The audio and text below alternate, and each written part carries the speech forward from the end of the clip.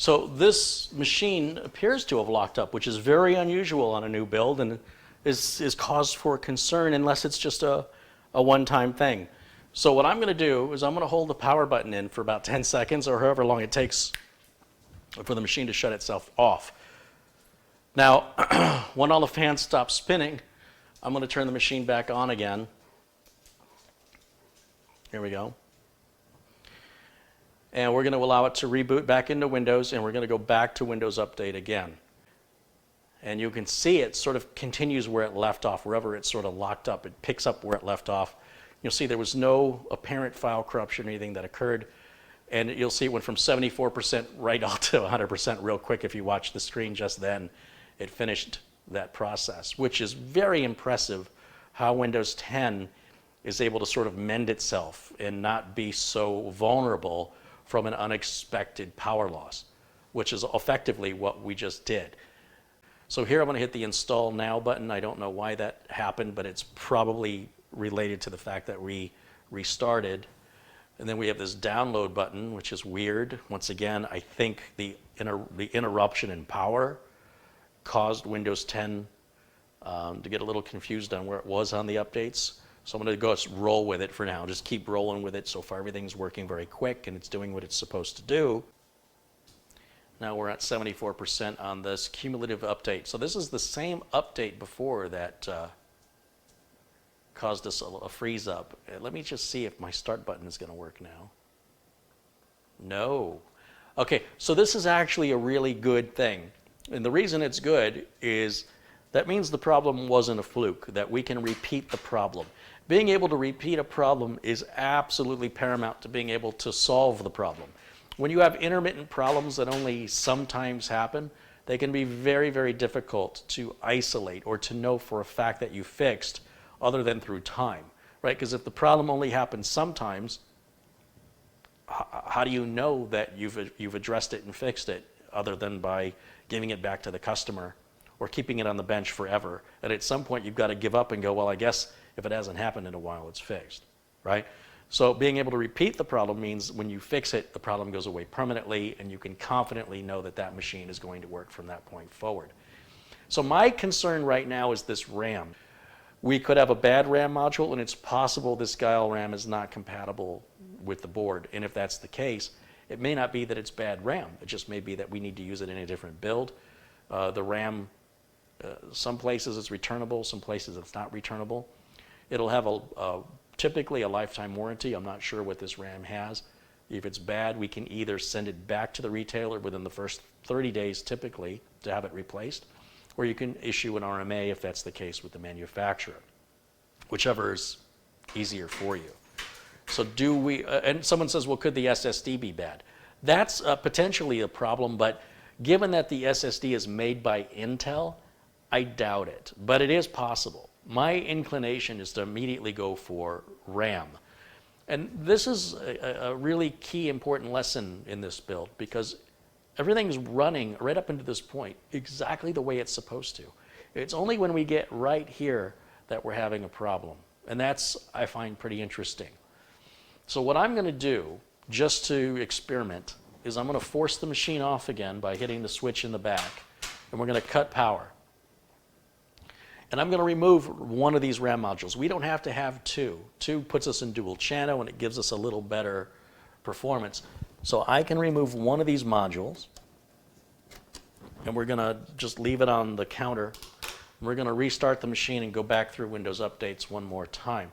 If Windows Update freezes again in the same place, it's 74% on that cumulative update. I'm going to replace the remaining RAM module with the one I've pulled out and we're going to do that again. If it happens again, I'm pretty sure there's nothing wrong with either RAM module if they're both behaving identical. If it works with one and not the other, I would suspect I've got a bad RAM module, and that can happen. It's not often, but it does happen.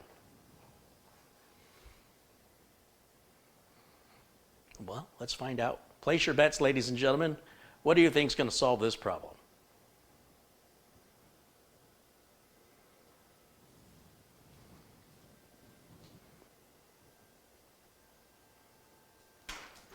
See if we're going to get past 74% this time.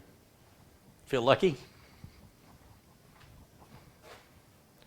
So we're back at 74% on this cumulative update one more time. And it will stay at 74% for a little bit on this update, but it shouldn't stay there as long as it's been. And I should always be able to click on the start button and have it pop up. When I click on the start button and it doesn't pop up, you might give the machine just a few more moments to process whatever it's processing potentially. But that start menu should pop up regardless because it can multitask. So far, everything's working well. And we're still at 74%. Like I said, it does stay there for a while. So if you're too impatient, you could have resolved your issue and just thought it wasn't resolved because you weren't being patient enough to allow that. There it goes. It's continued on now. So just by removing that one RAM module seems to have resolved that issue. We may have a bad RAM module. So what I'm going to do is allow this update to finish. It'll just take a moment now. We're at 89%, so almost there. There we go. We'll hit restart, let the machine restart itself.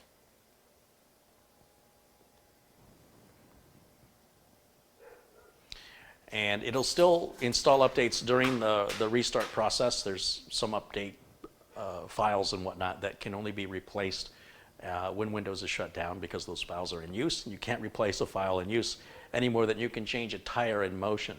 So this is all, I'm sure you've all seen this screen before. And we're going to check for Windows updates one more time. And then what I'm going to do is I'm going to pull that RAM module out, replace it with the other one, and run Memtest 86 with just that suspected bad module and see if we get any errors. So once more, we'll back to Windows Update. When there's an update and restart option there, why does it say that? Let's see.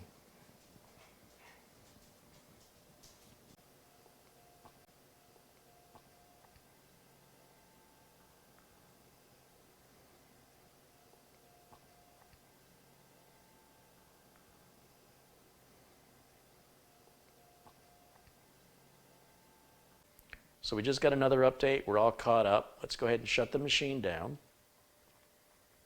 And what I'm going to do is pull this RAM module out. But when I do it, I want to make sure power is off on the power supply because there's always a little power flowing through that board when you're just powered off. So make sure the switch is off or the computer's unplugged. I'm going to go ahead and remove this module and put the other one in there. It's also possible the first module didn't sit well, and when I put the second module in, I heard it click, and then I pushed down on the first module and heard it click, and I might not have seated it correctly. See, you heard it click each time it went in, but now I've got the Memtest 86 flash drive right here, and we're going to boot to this. I've got a quick tips video showing you how to make this flash drive. It's free. And you can repeat this test exactly as I've shown it, or exactly as I'm showing it now. And I think it's F12 on this. Yeah, F12 will bring up a boot menu, and we'll select that we want the UEFI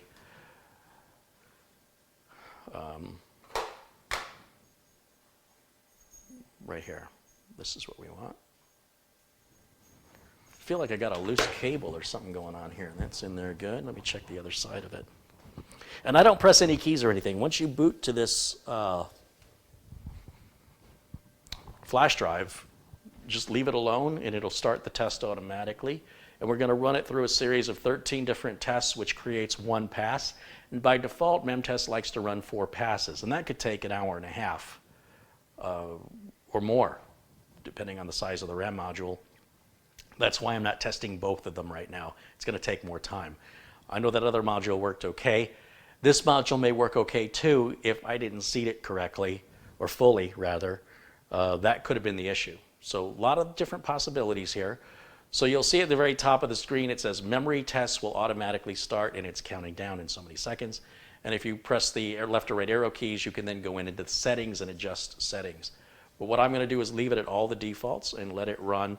This is why we do not turn XMP on, because it could be an XMP incompatibility.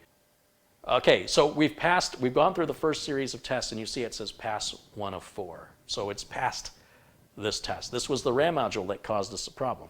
So what I'm going to do now, I'm going to shut the machine back off. And with Memtest 86, you just turn the machine off. You don't have to worry about corrupting anything. We'll make sure the fans come to a complete stop. And I'm going to go ahead and put this other RAM module back in. And what I'm going to do, I have two choices right now. I can run Memtest 86 again with all of the RAM installed, which is going to take a while. Or I'm going to reinstall Windows 10 fresh and clean and repeat everything all over again to see if we can duplicate the problem, to see if it happens again. So to do that, I'm going to take the Memtest 86 flash drive out and we'll set that down. I'm going to put the Windows 10 installation media USB back into a blue USB port here. I'm going to disconnect the internet. Remember, I always install Windows 10 with bare minimum configuration. And we'll go to select UEFI SanDisk Extreme. That's my flash drive with Windows 10 on it. So we go through all the same steps here. Now we're back to exactly what the drive looked like when it was brand new. 0 partitions, 0 formats. And we continue exactly as we did. Just hit next and allow Windows 10 to install and complete. And once again, when that's done, we'll hit Windows Update after plugging the Ethernet cord back in when it's done. And we'll see if we get that cumulative update without the lockup. If it freezes at 74% again, we're going to have a problem that has to get fixed. If it doesn't happen again, then apparently I just didn't have the RAM seated well, which is what I suspect and what I'm hoping, so I can get on with life. I'm hoping that's the solution.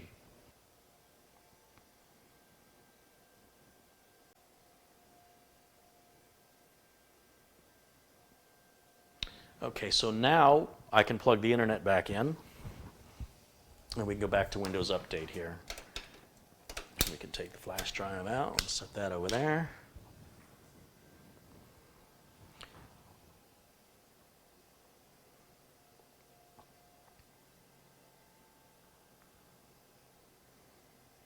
So we're just again repeating exactly what we did the first time around, and the only difference at this point is that we have reseated the RAM. And because it's such a weird problem that only happened on that one update, the only way I can check it is to redo everything all over again. I have that convenience because it's a new build. And it didn't take a whole lot of time to wipe Windows and reinstall it. We're back at 74%. But as I mentioned, it is normal that when you reach 74% on this cumulative update, that it stays there for a little bit before it continues. So I'll give it just a few minutes, and if it appears to be locked up, I might have a RAM compatibility issue.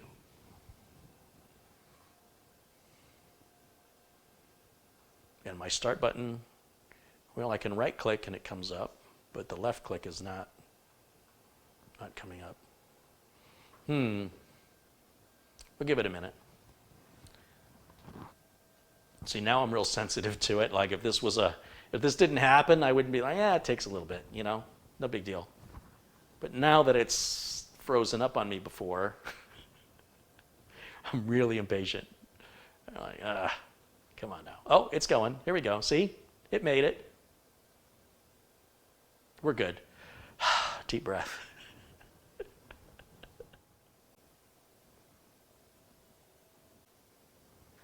Let's go back to Windows Update and make sure that we've got all the updates now.